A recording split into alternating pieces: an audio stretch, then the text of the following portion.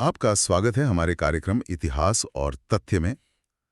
आज हम भारत के एक ऐसे कोने में चल रहे हैं जहां समंदर की लहरें हैं और उन लहरों के पास खड़ा है आस्था और रहस्य का एक ऐसा किला जो हजारों सालों से हमारी समझ को चुनौती दे रहा है। हम बात कर रहे हैं पुरी के जगन्नाथ मंदिर की। बिल्कुल।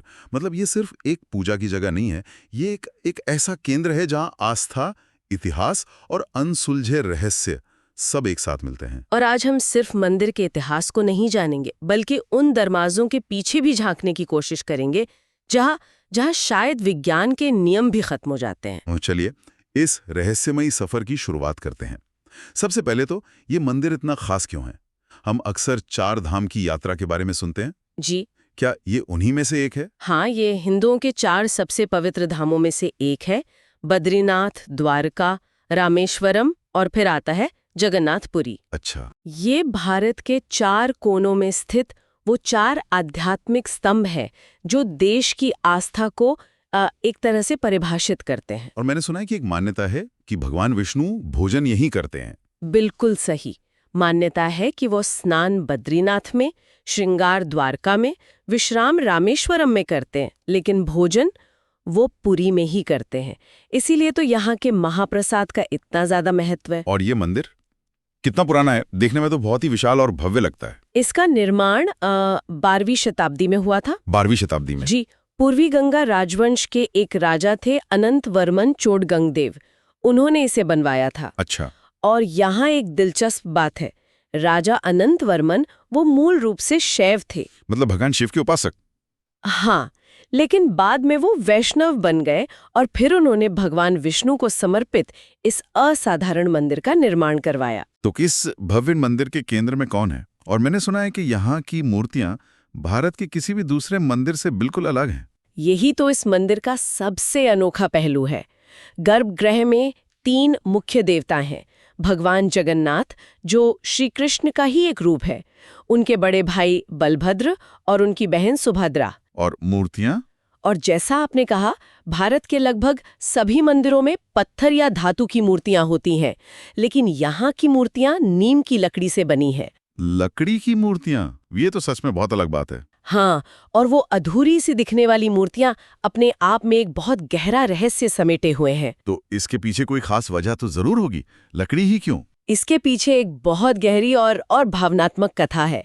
ये कहानी महाभारत काल से जुड़ती है। महाभारत से? जी। जब भगवान श्री कृष्ण ने अपना देह त्याग किया तो पांडवों ने उनके शरीर का अंतिम संस्कार किया।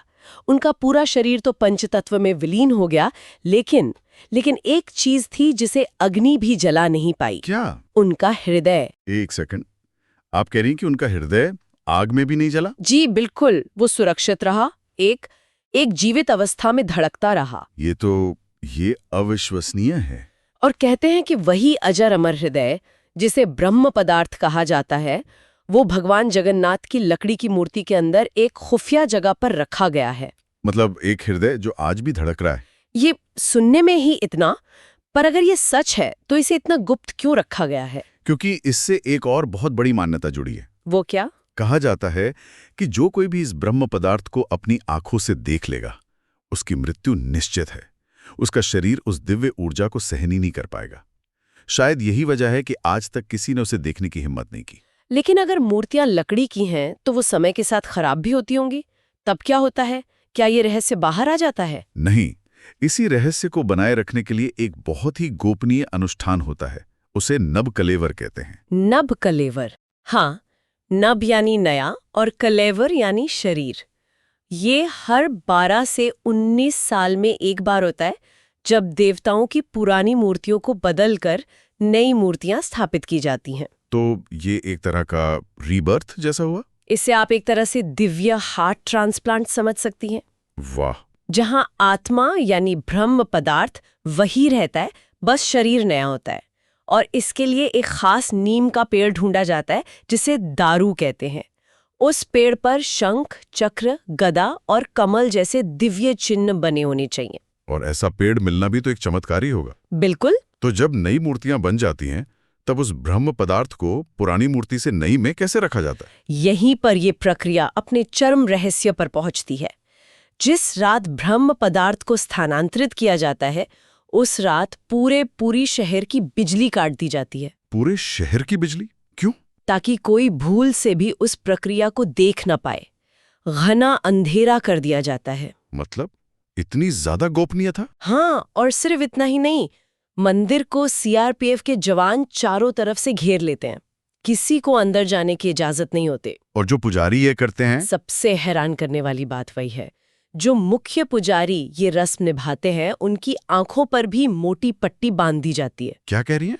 और उनके हाथों में कपड़े के मोटे दस्ताने पहनाए जाते हैं। कमाल है। मतलब जो पुजारी उस पदार्थ को एक मूर्ति से दूसरी में रख रहा है वो भी उसे ना देख सकता है ना छूकर महसूस कर सकता है। ये तो किसी बहुत बड़ी सीक्रेट सर्विस के ऑपरेशन जैसा लग रहा है। आप कह सकते हैं ये सब कुछ सिर्फ एहसास के आधार पर अंधेरे में किया जाता है। तो किसी को नहीं पता कि वो असल में है क्या? किसी को नहीं।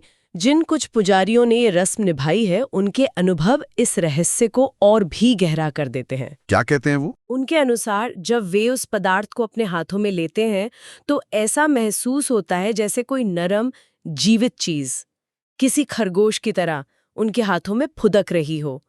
लेकिन वो असल में क्या है ये आज तक कोई नहीं जान पाया। वाह, ये सुनकर तो सच में रोंगटे खड़े हो गए।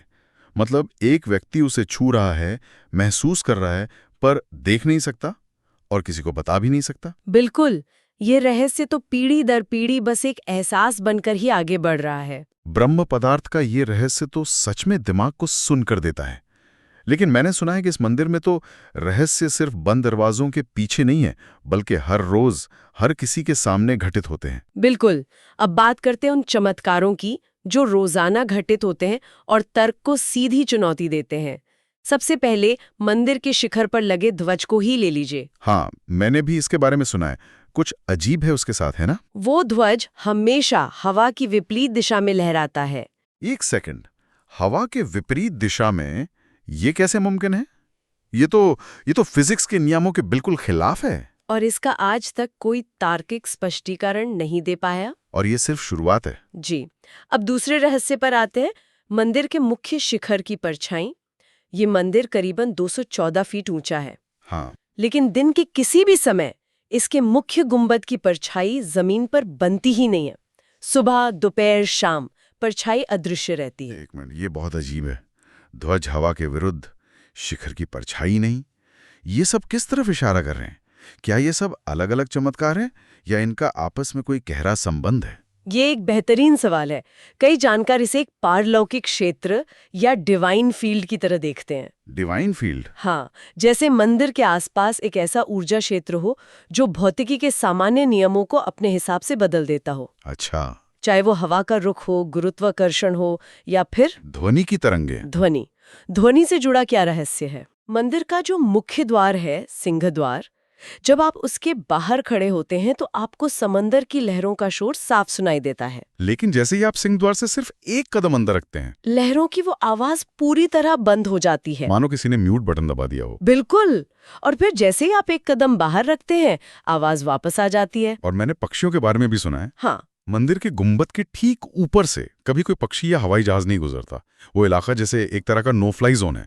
ये सब सुनकर तो अविश्वसनीय लगता है। और वास्तुकला का भी एक चमत्कार है शायद, सुदर्शन चक्र। जी, शिखर पर लगा सुदर्शन चक्र, वो अष्टधातु का बना है और उसकी खासियत ये है कि आप पूरी शहर में किसी भी कोने से उसे देखें, आपको हमेशा ऐसा लगेगा कि चक्र का मुंह आपकी ही तरफ है। आपकी ही तरफ।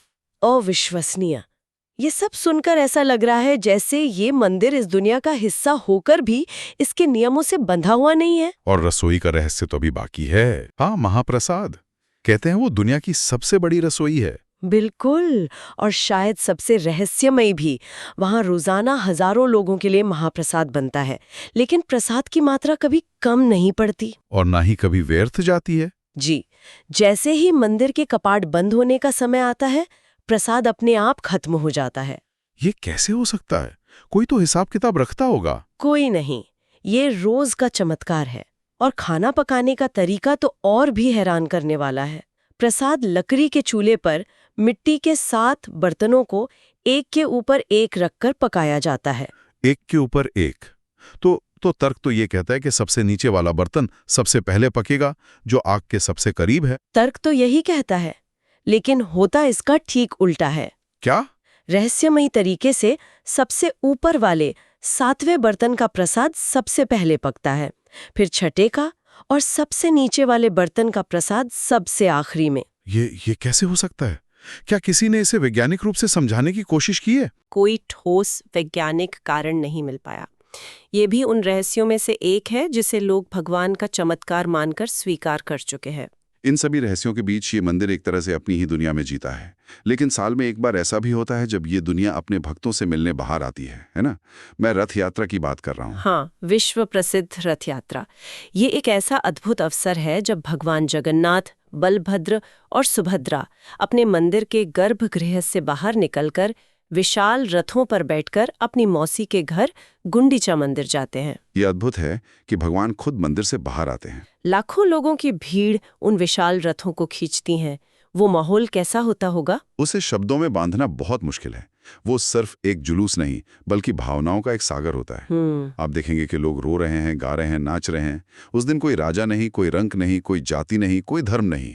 हर कोई सिर्फ एक भक्त होता है, बस, जो अपने भगवान की एक झलक पाने के लिए, उस रथ की रस्सी को छूने के लिए मीलों तक साथ चलता है। ये भगवान और भक्त के सीधे संबंध का सबसे बड़ा उत्सव है। तो अगर हम इस पूरी बातचीत को देखें तो हमने 12वीं सदी के एक राजा की कहानी से शुरुआत की और भौतिकी को चुनौती देते चमत्कारों तक पहुंचे। ये मंदिर सिर्फ पत्थर और लकड़ी की एक इमारत नहीं है।